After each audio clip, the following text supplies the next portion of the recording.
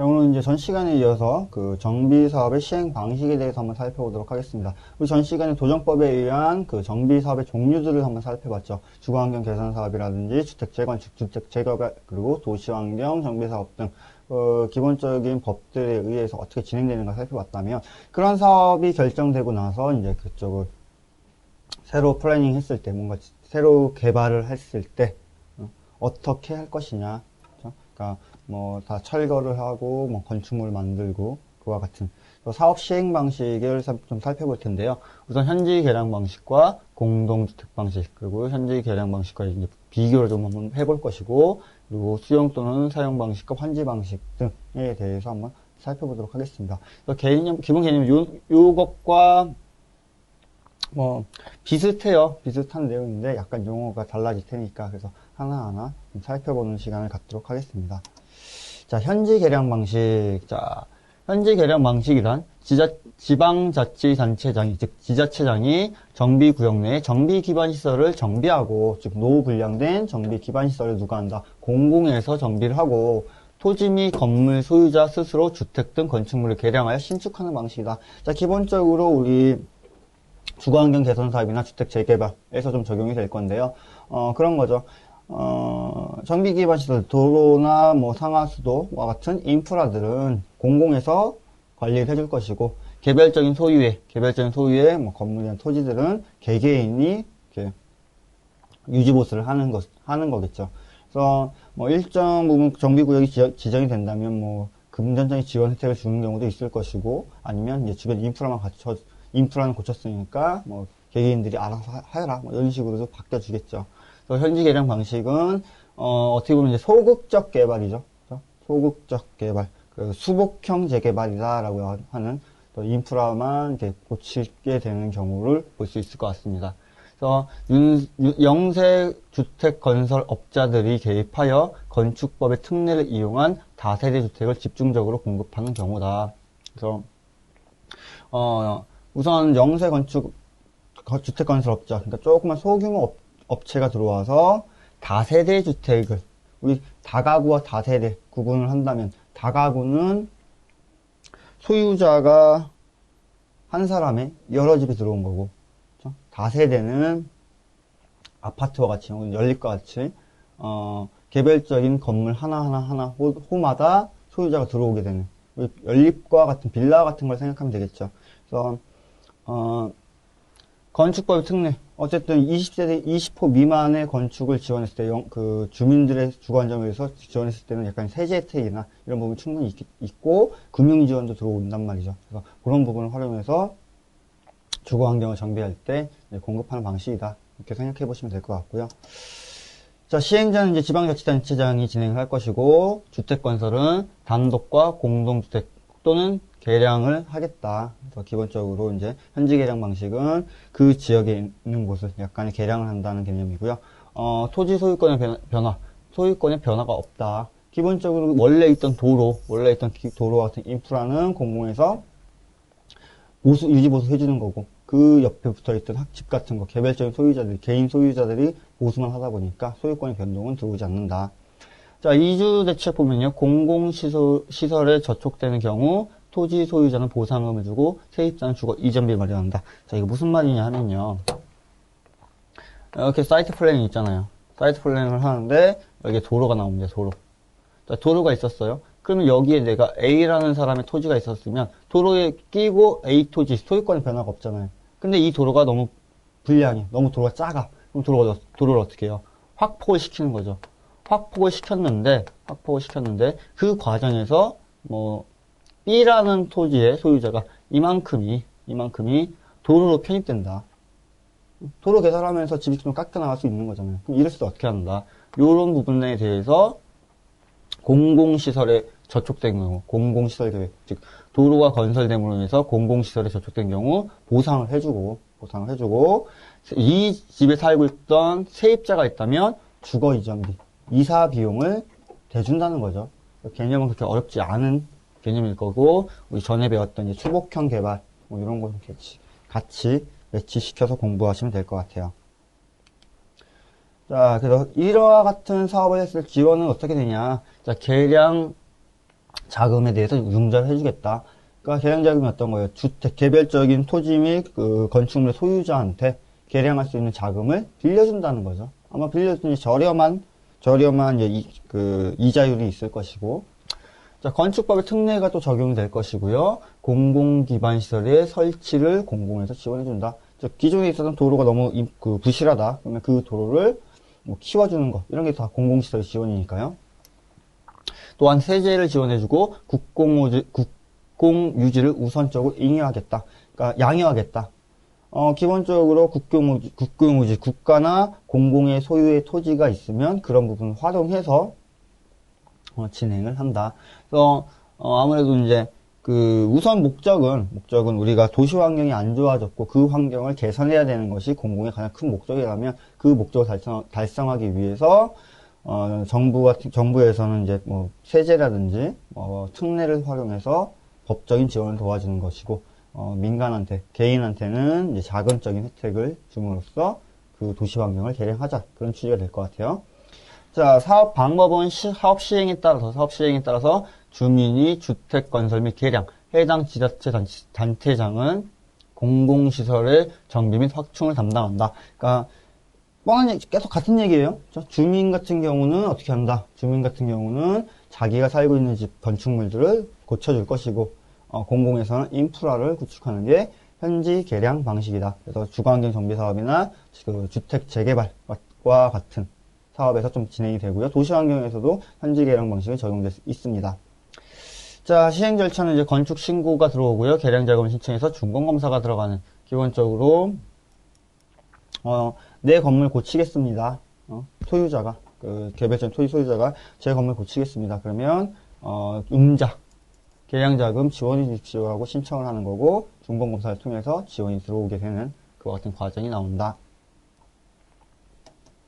자, 두 번째 공동주택 방식이에요. 공동주택 방식 말만 들어도 어떤 거예요? 공동주택을 건설해서 재정비를 하겠다는 거죠. 그러니까 현지 개량 방식은 기존에 단독주택들이 많이 있었고 그쪽이 부족한 열악한 인프라와 같은 기반 시설만 고쳐줬다면, 공동주택 방식은 뭐예요? 기존에 있었던 건물들 다 밀어버리고 공동주택 새로 만들어주는 거죠.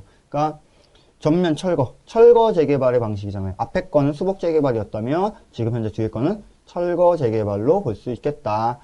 자, 지방자치단체장, 지자체장이 사업 주체가 되고 공공기관이 시행자로 지정되어 전면 철거 후 택지를 조성하고 공동주택을 건설한다. 자, 택지를 조성한다는 건 뭔 말이에요? 택지라는 것은 건물이 들어올 수 있는 땅이란 말이죠. 그러니까 기본적으로 막 이런 데 있잖아요. 이렇게 사이트가 있는데 되게 막 복잡해요. 막 복잡해. 단독도 많고. 그럼 이걸 어떻게 한다? 여기 다 전면 철거해서 깔끔한 땅 만드는 거죠. 깔끔한 택지. 어떻게?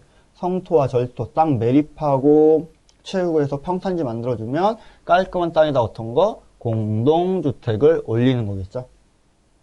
자, 기본적으로 우리 전면 철거 방식에 의해서 진행되는 사업 방식이라고 이해하시면 될 것 같고요. 공사기간 중에 임시 이주 대책을 수립한다. 그러니까 기본적으로 이제 공사기간 동안에 전면 철거다 보니까 당초에 이렇게 살고 있던 사람들을 전면적으로 철거한다면 여기에 살고 있는 사람들을 어디론가 이주할 수 있게끔 만들어줘야 되잖아요. 그래서 우리 막 전 시간에 그런 개념이 있었죠. 공환지를 활용해서 이주대책을 마련하든가 임대주택을 활용해서 이주대책을 마련하고 구역을 여러 개를 쪼개서 순환식으로 순환형 재개발을 하는 방식도 있었다. 자, 토지 및 건축물 소유자에게 우선적으로 공급하는 방식이다. 자, 여기가 이제 재개발이 돼서 공동주택이 들어오면 우선 여기 살고 있던 사람은 일로 이주했다가 완공되면 일로 다시 들어와야죠. 그렇죠? 원주민의 재정 착률을 고려해야 되니까. 그러니까 기본적으로 공동주택을 만들었다고 한다면 당초 살고 있던 사람들에게 먼저 우선권을 부여하는 거죠. 근데 약간 이제 환지 방식과는 차이점이 있죠. 환지 방식은 1:1 환지 개념을 통해서 여기 있던 토지를 사업 진행 후에 다시 일로 들어오게끔 하는데, 지금은 공동주택이 들어오니까 어떤 환지? 입체 환지라는 개념이 들어와야겠죠. 자, 그래서 이제 공동주택 방식의 시행자를 본다면요, 이제 지방자치단체장 또는 공공기관이 그 시행자로 될 수 있고요. 자, 주택건설은 그 분양 아파트, 즉 일반에게 제공하는 분양된 아파트죠. 일반에게 판매하는 분양 아파트가 있고 임대 아파트. 임대 아파트라는 건 공공이 소유를 하고 있으며 저소득층의 주거 안정을 위해서 빌려주는 아파트가 되겠죠. 그래서 분양 아파트는 어떻게 된다? 토지 및 소유자에게 기본적으로 1순위 혜택을 주어서 돌려줘야 된다는 거죠. 그렇죠? 그리고 임대 아파트는 토지 및 주택 소유자 중 희망자나 세입자에게 임대주택을 마련해주겠다. 그러니까 분양 아파트와 임대주택 같은 거 좀 차이점 보면 기본적으로 우리가 평형으로 좀 따지잖아요. 평형. 한 85제곱미터를 기준으로 85제곱미터 이상은 거의 임대형 아파트고 23평형 이 정도 되겠죠. 그 85제곱미터 미만은 거의 그 임대 아파트로 많이 빠지잖아요. 그래서 가장 뭐 적은 평형 같은 경우 거의 40제곱미터, 13평형 정도짜리도 임대 아파트로 건설하니까 이제 그런 것들은 좀 영세한 저소득층들이 이제 입주하게 되는 경우가 될 것이고, 그래서 토지 소유자 중 희망자 혹은 이제 세입자, 아무래도 이제 희망을 했다는 건 좀 조그만 아파트를 원한다는 것은 이제 소득 수준이 조금 낮으신 분들이 될 테니까 이제 그런 분들을 위해서 임대 아파트와 분양 아파트로 구분을 지어서 공부를 한다. 그래서 토지 소유권의 변화는 토지를 보상한다. 기본적으로 전면 매수를 통해서 딱 매입을 할 수도 있고요. 환지 계획을 통해서 일정 시간 이후에 들어갈 수 있게끔 하겠다. 뭐 이런 방식이 되겠죠. 기본적으로 이제 공동주택 방식은 전부 다 우선 다 매입을 하는 거고, 다 매입을 해서 그 돈을 갖고 있어야 되잖아요. 그러니까 이런 느낌으로 이렇게 있으면 여기 땅이 소유자가 있었는데 이 땅을 전면 매수해서 공공에서 시행자가 사간단 말이죠. 그러면 이 땅에 대한 돈은 개인 소유자가 갖고 있고 나중에 이 건설됐을 때 아파트가 건설됐을 때 요거 분양할래 안 할래 물어보는 거잖아요. 그럼 자기가 돈이 있어야 사는 거죠. 환지 방식은 여기에 개발되고 난 이후에 환지 계약을 통해서 다시 이 땅을 돌려준다면 공동주택 방식은 전면 철거 방식을 통해서 우선 여기 보상해서 돈을 돌려주고 개발하고 난 이후에 만들어지는 아파트에 우선순위로 들어올 수 있게끔 만들어준다는 거죠. 그러면 우리가 과거에 비해서 요즘 이제 이런 재생이나 재개발 이런 것들이 많이 안 좋은 인식이 나오는 것이, 당초에 이 땅을 갖고 있을 때 예를 들어 1억이었다고 합시다. 1억의 보상을 받았는데 시간이 지나서 공동주택이 만들어지니까 이 아파트 한 채가 2억으로 넘어가는 거예요.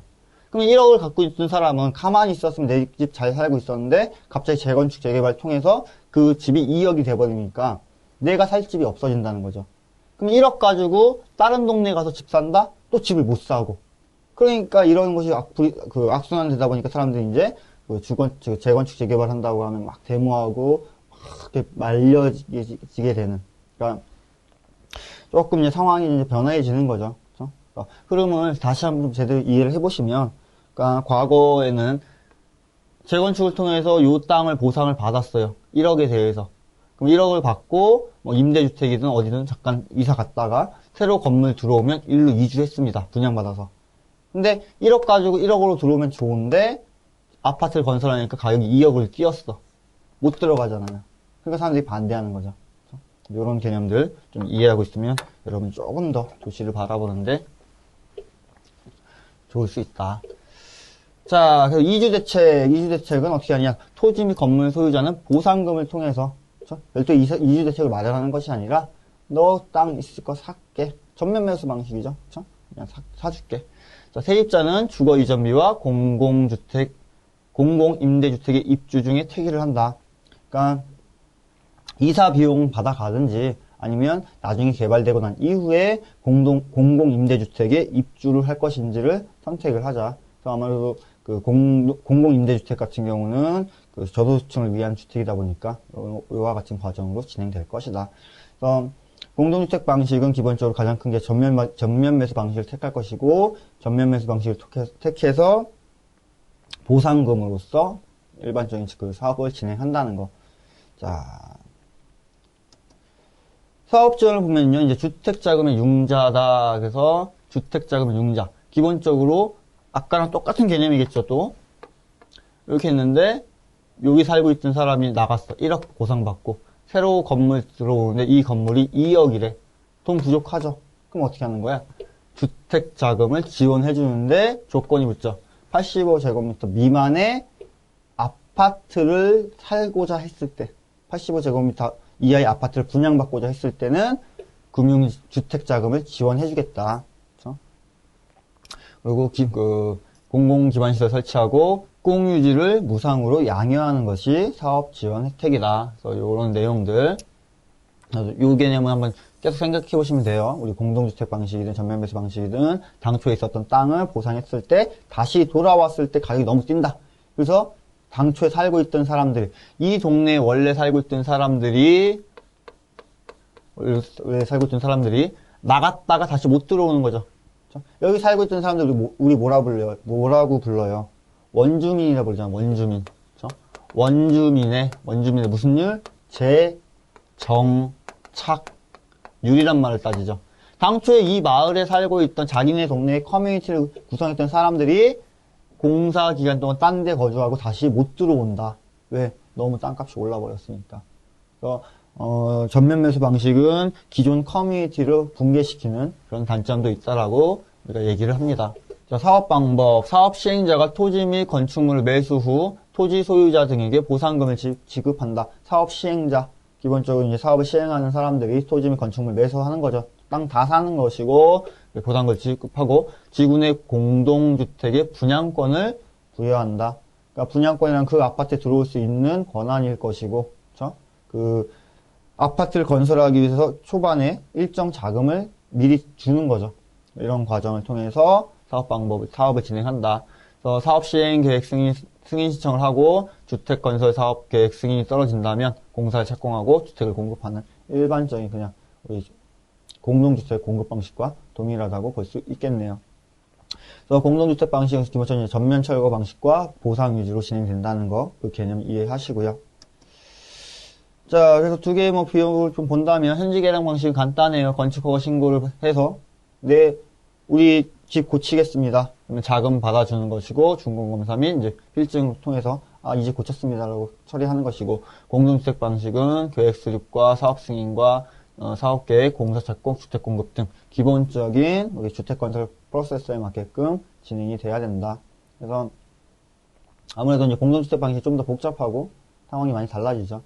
그래서 여기는 좀 더 간편하다면 좀 복잡한 관계를 갖고 있다는 걸로 볼 수 있겠네요.